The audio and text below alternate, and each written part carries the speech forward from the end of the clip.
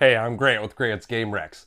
I recently spent 4 days at the GAMA EXPO, the Game Manufacturers Association show, and it was a really great opportunity to see a lot of games that have either recently come out or are going to come out later this year. So I wanted to go through my awards and sort of cover the best games that I saw at the show.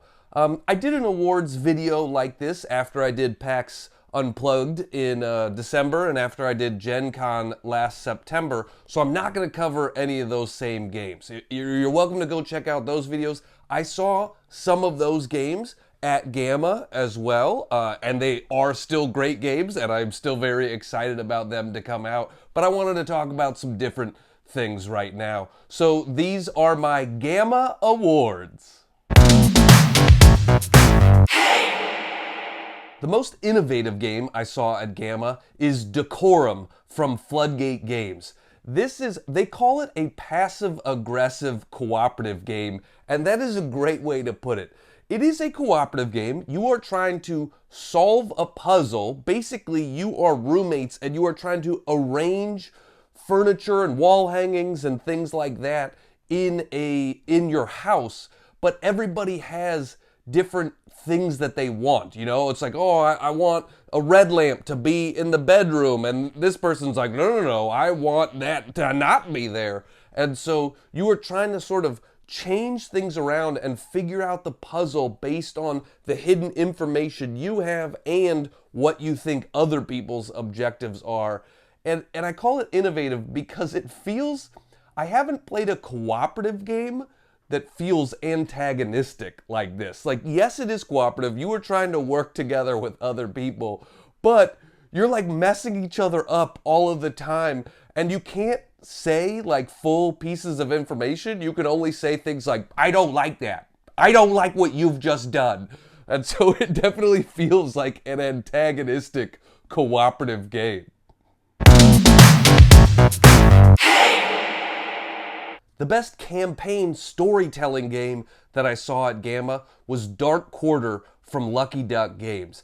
This is a game set in the 1980s, and you are trying to solve mysteries that oftentimes have to deal with the supernatural. And it is grim, it is dark, it is adults only, but it looks really interesting. It has a similar system to their game Destinies that came out last year, where you're rolling dice and trying to get these checks, you're trying to pass, you get these successes so that you can do better and better things.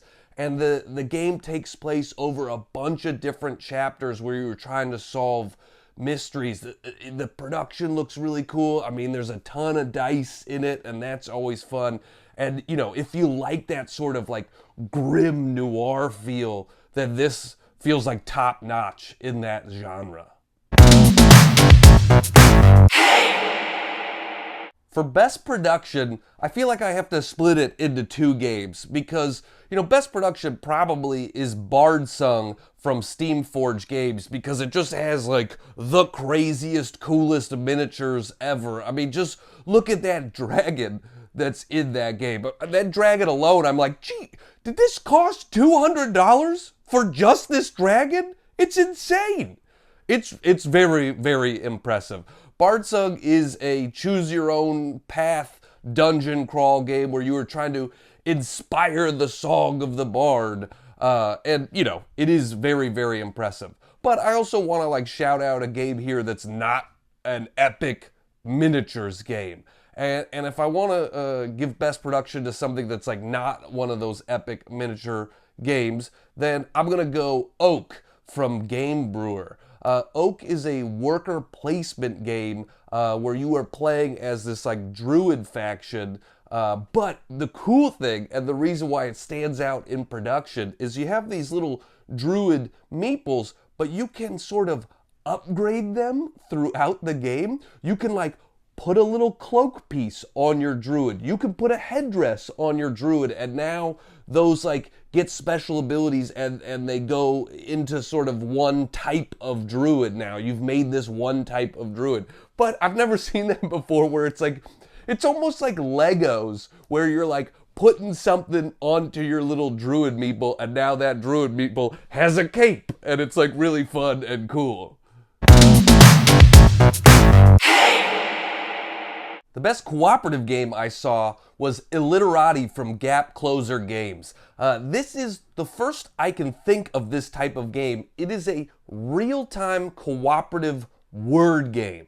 So you have, word tiles, letter tiles in front of you, and you get a 3-minute round, and you are trying to spell words to beat the illiterati. And they're going to throw some, things at you that you got to accomplish and stuff like that. And every round each of you have like a little book, and you are trying to accomplish the goal of that. So it might be like, I have to spell a word with 8 letters that is a body part, and I got to do it with 3 green tiles or something like that. And so we're all like mixing and matching our letter tiles and trying to accomplish the goals that are in our little books. It's definitely, one of those like chaotic real-time games. And how good is your vocabulary? Do you know? Do you want to know? Then play Illiterati, because it is a real-time word game.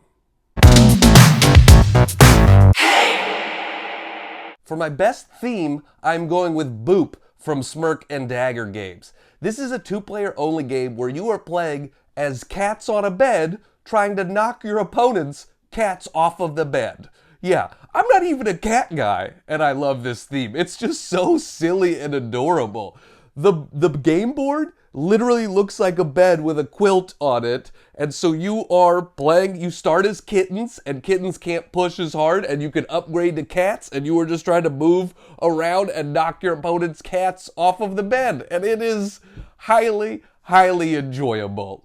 I also want to give a shout out here in my best theme category to Distilled from Paverson Games, because we've seen a lot of games about, brewing beer or that sort of stuff, home brewing, major breweries. I haven't seen a game about distilleries yet. And one of the cool parts that they've done with this game is it's not just, tequila, vodka, all the things we've all heard of. There's like a bunch of spirits from around the world that I didn't even know about, that I had no idea what they were. And they not only is the game just about, creating a profitable distillery, but they include information about all of those types of spirits and, the culture behind them and the history behind them. So you actually get to learn about some things while you're, trying to build your distillery, and that's pretty cool too. My best 2-player only game is Kapow from Wise Wizard Games. This is a dice battle game, and there are a ton of dice in it. And the dice are all really colorful and bright, and some of the dice are even customizable, so you can put different faces on them so that they do different things for you. You are playing as either a superhero or a supervillain, and there are a ton of special abilities for the dice. You come with this big sheet, and there's different ways to go, different dice to get, so you're buying new dice to add to your dice pool to throw them and get different special abilities, and I'm just trying to have my dice beat your dice, and that's all there is to it. But man, it is bright and fun and just exciting with all of the dice rolling. The best party game I saw was Walkie Talkie from DeVere Games. This is a game where everybody has a mixed hand, and some of the cards in your hand are color cards, and some of the cards are letter cards. And you are trying to play the cards down and say something that is that color that starts with that letter. So for instance, if in front of me there was an M and a green, I could say money, and then someone else can play a V down on the letter pile, and now there's a V and green, and they might say vegetable, and then somebody else plays an orange card, and now you got to come up with something that's a V and an orange. And so you're just all trying to play cards and get them out of your hand as fast as possible by saying a thing that starts with a letter and is a certain color. And one of the fun things is if everybody's stuck, you can say Roger and then flip your hands over, and now you have different color cards and different letter cards. And it's a chaotic, fun time that is it's really easy to teach. It's really quick rounds. When you play it, you end up playing, 5, 6, 10 rounds because you're like, let's see if we can beat our score, or let's see if we can do better. this next time, and it's just a fun, addicting little short party game. The most beautiful game I saw was Tenpenny Parks from Thunderworks Games. This is a worker placement and tile laying game about trying to build up an amusement park, but it has that like old school circusy vibe to it. In fact, one of the coolest things about the game is there is literally a big circus tent in the middle of the board, and that gets rotated and makes certain cards worth more or less money. And it's got real great production value, but it just, it has that like kind of old school circusy feel to it that I love. The artwork is all really bright and vibrant. It just looks really attractive on the table because of the color scheme, because of the production value. It all sort of just goes into the feeling of a beautiful game here on the table. So Tenpenny Parks, it looks really awesome.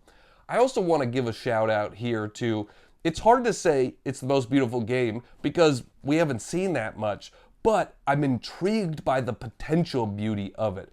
Paradox Initiative from Elf Creek Games. And one of the reasons I put it here in my most beautiful category is because they are getting 18 different famous board game artists to do the art for this game. And so there's gonna be a ton of art in this game, and it's gonna be from all of the different people that you know and love. And so I'm really excited to see how they synergize it all together, how they bring all these different art styles into the same game. It makes me really intrigued, and I'm excited to see what they do with Paradox Initiative. The best asymmetric game I saw was Ahoy from Leader Games. Leader Games is famously known for Root, which is one of the best asymmetric games out there, but Root is fairly complex and hard to teach to new players. And one of the reasons I'm excited about Ahoy is it is a asymmetric game that does the same things that Root does with the different factions playing in different ways, but this game is really accessible and easy to teach new players. This is like, hey, if you ever wanted to play Root with your mom but you couldn't get her to do it, well, now you can play Ahoy with her. This is a pirate game where everybody is playing different ways. Some people are doing area control, some people are doing pick up and deliver, but you are basically trying to control the pirate seas. And if you're looking for an asymmetric game that isn't as hard to bring new players into, this is a great one to do that with. The best new edition of a game coming out is Castle Panic 2nd Edition from Fireside Games. Castle Panic is one of the best cooperative games for people newer to board games, and you are trying to defend your castle from monsters. Well, it's getting a refresh this summer. It's going to come out with new art, an upgraded die, some minor rule tweaks. Basically, Castle Panic came out in 2009, so they're just making it feel fresh and new this summer. So if you're a fan of Castle Panic, then check out Castle Panic 2nd Edition. The best expansion I saw at GAMA was Maglev Metro Maps.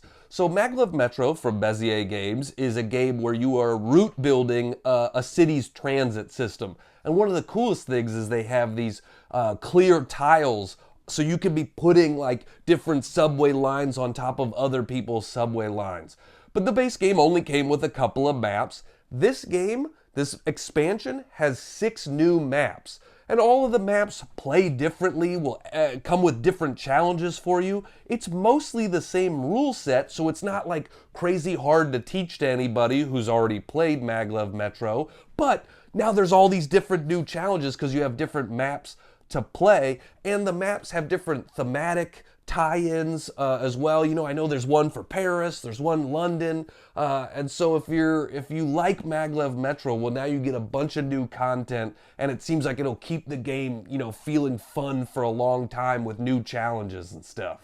All right, that's what I got for you. Those are my GAMA awards from 2022. Most of these games come out some point later this year, so if you saw something that you're intrigued by, make sure to keep a lookout for it. We got a great year of games. I'm already excited. I've already played some really great ones this year, and there seems like there are a ton of more good ones coming out. So I'm hoping to play all of these at some point. So thanks for joining me. I'm Grant with Grant's Game Rex.